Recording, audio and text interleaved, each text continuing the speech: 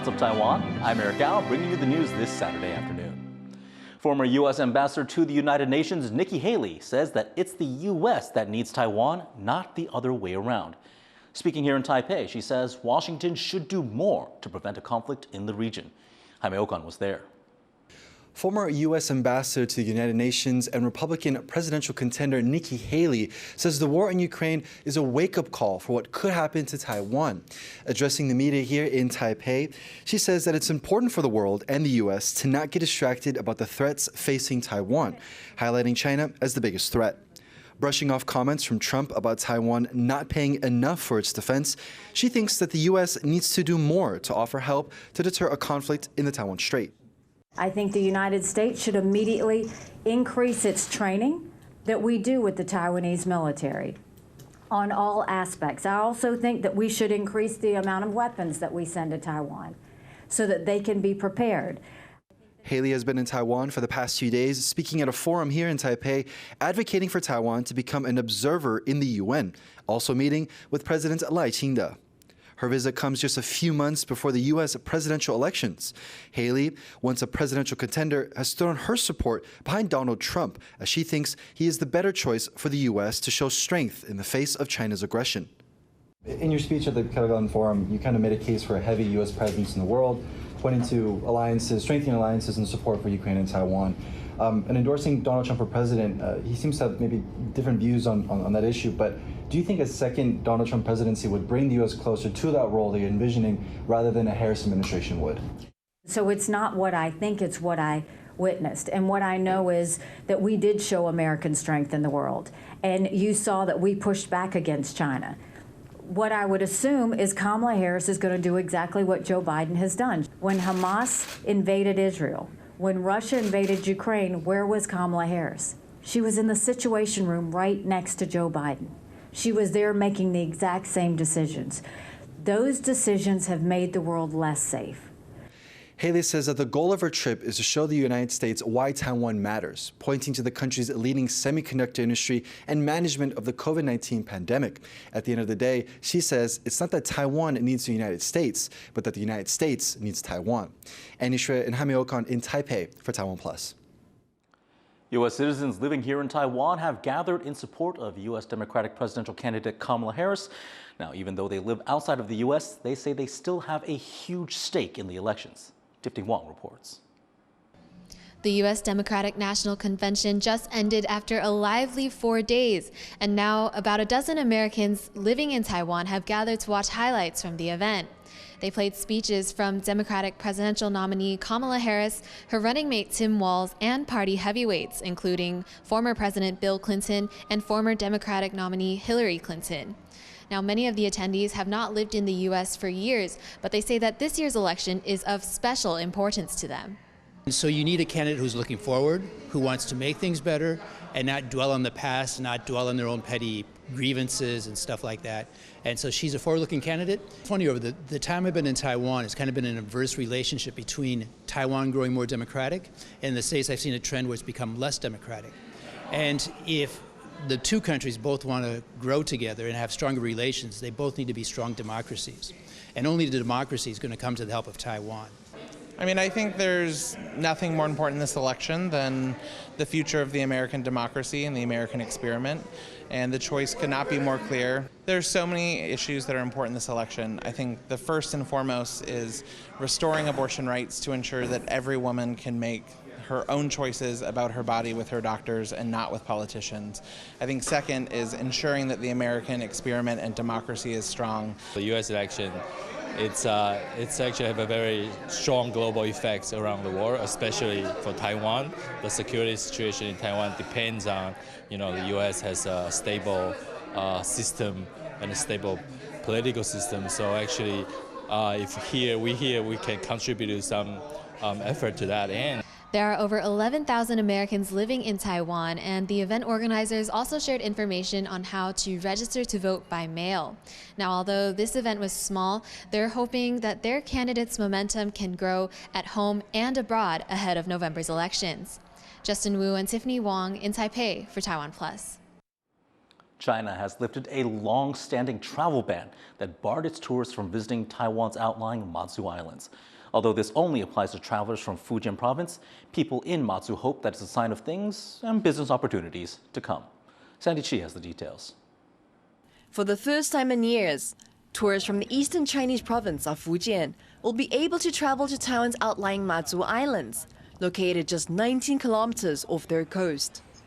That's after Beijing announced the end of years of travel bans on Thursday, removing restrictions on both group and independent travel.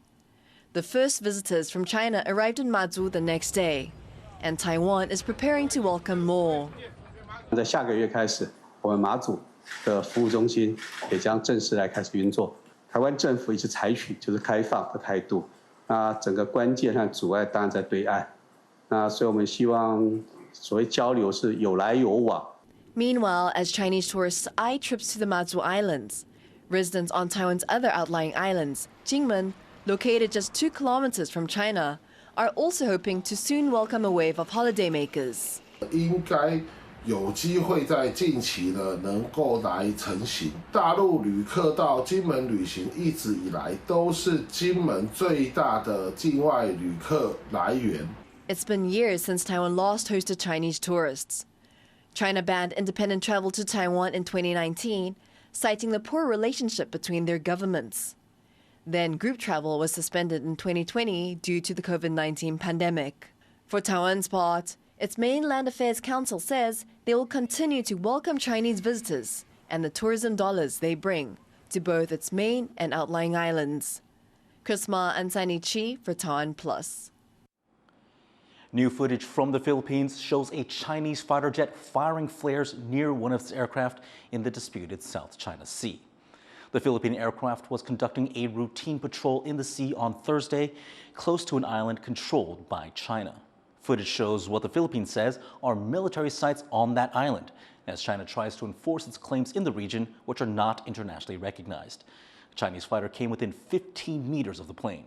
The Philippines is denouncing the maneuver as dangerous and provocative. 3 people have been killed and 4 injured in a stabbing attack at a festival in the western German town of Solingen. Police say an unidentified man targeted festival goers celebrating the town's founding on Friday night. They have declined to speculate on the motive behind the attack. The suspect is still at large. At least 2 people are dead as several wildfires burn across southeast Brazil. The blazes are near the country's financial center, Sao Paulo, and they've spread quickly, fueled by dry conditions and winds. Farmlands and forests have been destroyed by the fires. President Lai Ching-te aims to increase Taiwan's average lifespan by 3 years. That goal is part of a new long-term care plan for the country. 我们也将启动健康台湾深耕计划，投入经费支持全国各级医疗机构培育人才，以及发展智慧医疗。 Health officials hope to meet the needs of an aging society with a long-term care plan to improve elderly health care and welfare. Taiwan is set to become a super-aged society by next year, with nearly a fifth of its population being at least 65 years old. Taiwanese Paralympians who medal at the 2024 Games in Paris will receive even bigger rewards this year. 帕运金牌的选手奖助金从400万元提高到600万元，可以按月领，每个月3.1万元。 Other medalists and coaches will get increased prize money too. President Lai made the announcement at a ceremony seeing off Taiwan's athletes. 13 athletes will represent Taiwan in 7 events, including table tennis, badminton, and archery. Table tennis player Tian Xiaowen, who brought back Taiwan's only medal from the 2020 event in Tokyo, will compete again this year. The Paralympic Games begin on August 28th. An international theater production group has just extended its contract to be headquartered in Taiwan, promising to bring more diversity and sustainability to theater practices in the country and around the world. Risa reports from Kaohsiung. Here in the world's largest performing arts centre, the continuation of a key partnership linking Taiwan to the world through the power of performance. OASTAT, or the International Organization of Scenographers, Theatre Architects and Technicians, have just agreed to be headquartered in Taiwan for another 5 years, in partnership with Taiwan's Culture Ministry. I think it's a very important step for both parties. It means the continuation of our partnership in the next 5 years, that we will continue towards our goals that include to promote sustainability and also to promote more opportunity for the next generation. Originally founded in Prague in 1968, the NGO has been based in Taiwan since 2006. It provides a global network for people in theatre production and hosts symposiums about industry practices. In addition to extending the contract, this event is also a forum on sustainable theatre practices and how to bring diversity to the stage, gathering industry professionals from around the globe to exchange trade practices. There's global initiatives to look at sustainable theatre buildings, architecture, technology and processes, such as the Theatre Green Book initiative, which came out of the UK, which has now been adapted to multiple languages, multiple countries all around the world, including Taiwan. The forum is also a moment to recognise Taiwan's contributions to the industry. There were some groups from Taiwan and artists from Taiwan went to showcase there.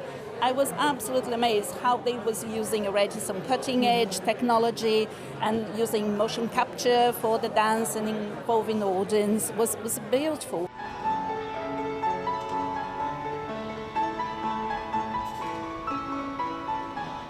The partnership is yet another feather in Taiwan's cultural cap, as the country continues efforts to anchor itself as an international destination for the arts. Alex Chen and Rhys Ayres in Kaohsiung for TaiwanPlus. Visitors to Taipei's Botanical Garden at night may notice a different atmosphere, one with softer lighting. Irene Lin investigates what's behind the new look and how it's protecting the local wildlife. A soft golden glow illuminating the paths of a city oasis. These are some of the new street lamps in Taipei Botanical Garden. They're part of the Green Glow project, a collaboration with a local light manufacturer to replace old street lamps that were hurting wildlife. 它的一个状况就是会在单点的地方会比较亮，然后但是它灯光的在扩大消散的速度非常的快，所以就容易造成其实我们在视觉上没有看到一个一个的凸两边。 These bright spots are a silent killer to light-attracted insects, such as this newly found species of beetle called Meridaba taipei, named after Taiwan's capital.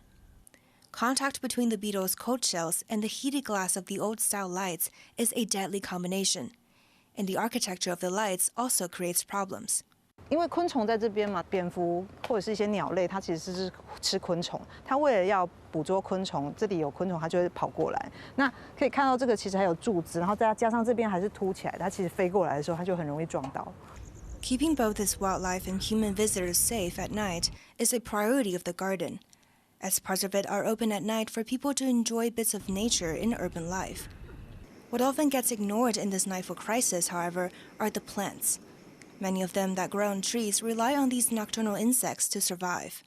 当夜间的光不断的照射的时候，把这些夜间的昆虫吸引过去，其实也是让它丧失了能够晚上被授粉的机会。